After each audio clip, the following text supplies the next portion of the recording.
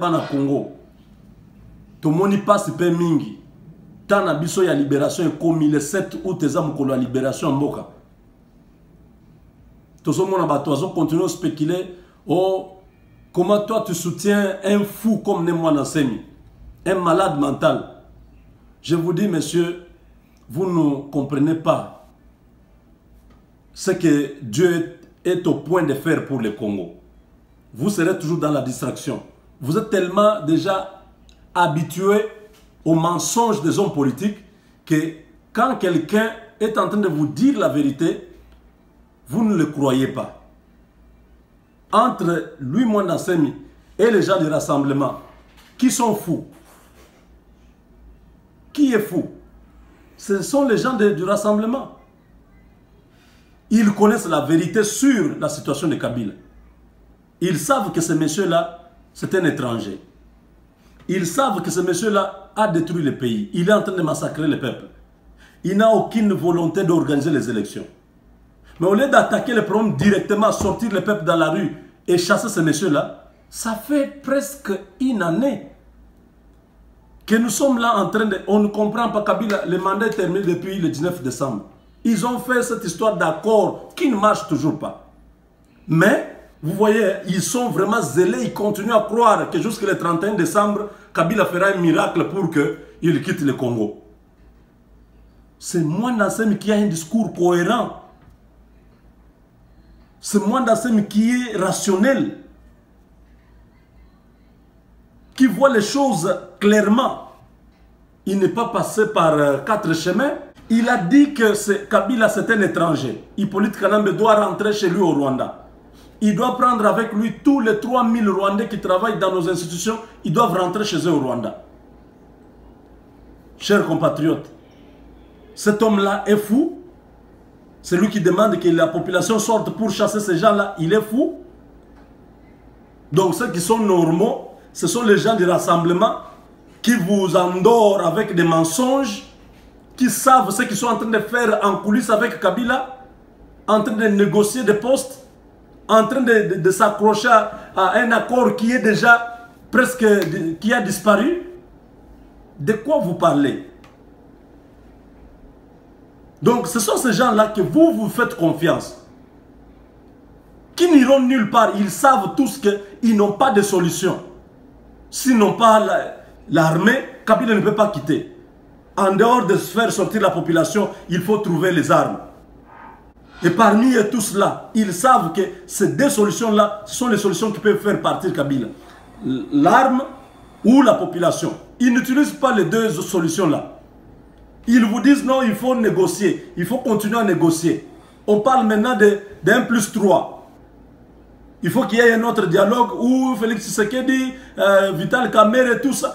Mais vous voyez un peu, vous qui êtes normaux, qui qualifiez Nemwana Semi d'un fou, d'un malade mental.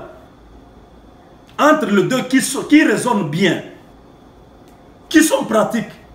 Vos Félix Tshisekedi et les rassemblements là, et ils font toujours allégeance à la communauté internationale. Ils ne croient jamais qu'eux-mêmes, à l'intérieur avec la population, ils peuvent seulement dire un mot à la population, descendre dans les communes, parler au peuple pendant une semaine.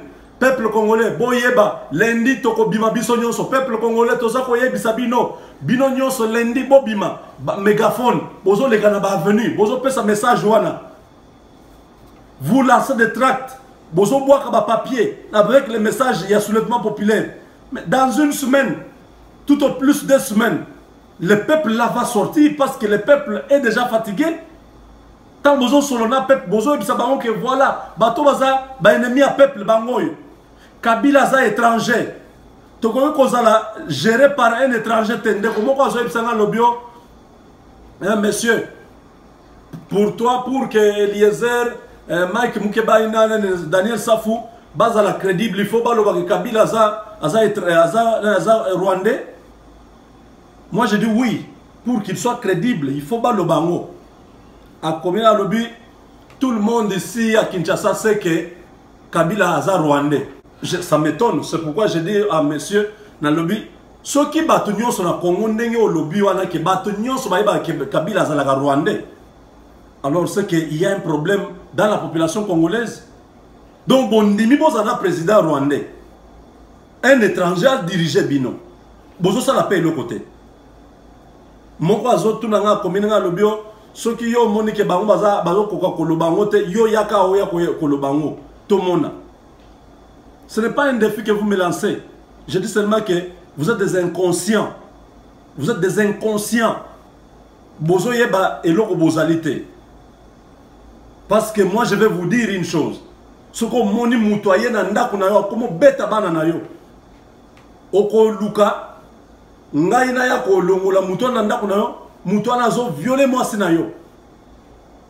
Oloba na yebi ke a violer ka nae moi sina nga, mais ce que moni ke nga na osa le côté yo yaka oya ko benga nae. C'est ce que ça veut dire. C'est toi qui es victime, c'est toi qui vis là-bas, nga na za kunate. Na yebi sa bino likambu ya mythe ya Platon. Mythe ya Platon ezoloba bato aza na kati ya caverne, na kati ya molili bakanga likolo ya caverne wana, na kati ya libulu na muto ya libulu wana likolo wana bakanga bato wana bavivaka na se ya libulu na kati ya na molili kuna na se ya mabele bakanisaka te ke quelque part na mokili ya moyi ezalaka. Pour eux neni molili wana ekoma situation normale. C'est ce qui se passe maintenant. Donc souffrance na makambo nyonso oyo ezoleka na Congo, bakongolais bakoma inconscient bakanisaka ke bato nyonso na mokili bavivaka ndenge wana bazala na mai te, bazala na courant te, bazala na biloko ya koliaka par délestage, bafuta la classe difficilement. Na Congo ekoma bamona ke vie wana ezalaka normal. Biso tozoloba parce que biso tomoni moi. Nous sommes au contact avec le soleil. Tomoni moi, toyebi ke ah, démocratie ezalaka nde boye. Chaque 4 ans, chaque 5 ans il faut élection esalema. Oya Longwe, Oya Koti. Donc, président Tangozo Kota, il faut respecter la constitution. Il ne faut pas changer les règles de jeu. Il faut la politique à malam pour investisseurs bakota. Misale monana. Batuba bazwa misala bazwa bakende classe. Ah bon? Président, il ne faut pas aboma batuna peuple naïe. Donc, biloko nyonso nous avons vu ça ici. Nous voyons que la vie normale d'un homme, tu ne dois pas manquer à manger, à boire, un endroit pour dormir. L'État doit prendre soin de sa population. Il doit garantir la sécurité. Et pas Nabiso, ici, tout le monde dit qu'un étranger ne peut pas devenir un président dans un pays. Mais et pas Nabiso, un étranger, Aza président, toujours Bisabino que Mouton Aza étranger. Bisabino nombre d'entreprises Aza Nango, 80. Bisabino Mouton Aza Azosana cocaïne.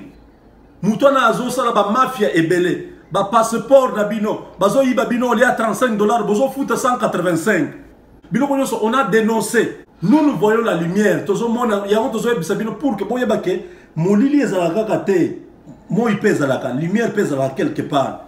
Donc situation bozana mona eza normal te, il faut se révolter, bo changer situation na bino. C'est ce que nous faisons. Vous nous demandez de non, si nous ne faisons pas, vous venez ici, venez faire pour nous. Mais ça, vous êtes des inconscients.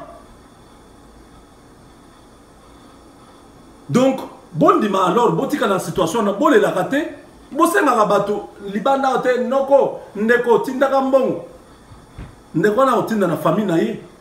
A otinde la ba congolais nyonso te. Vous comprenez? Ce n'est pas toutes les familles au Congo qui ont des gens à l'étranger.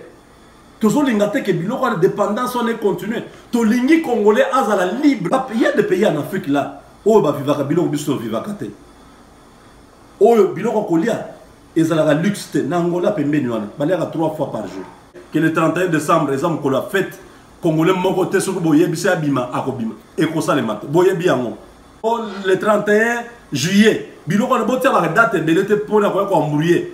Biso yo soza na date moko ya né monde enseigne eza date. Il y a le 7 août, c'est un lundi. Misala ekozalate ba magasin ekozala ko fermé, école ekozalate musala elikambata moko ekozala na Congo te biso nyonso tokozala na balabala. Et boko mona makambo koleka na Congo. La patrie ou la mort, nous vaincrons.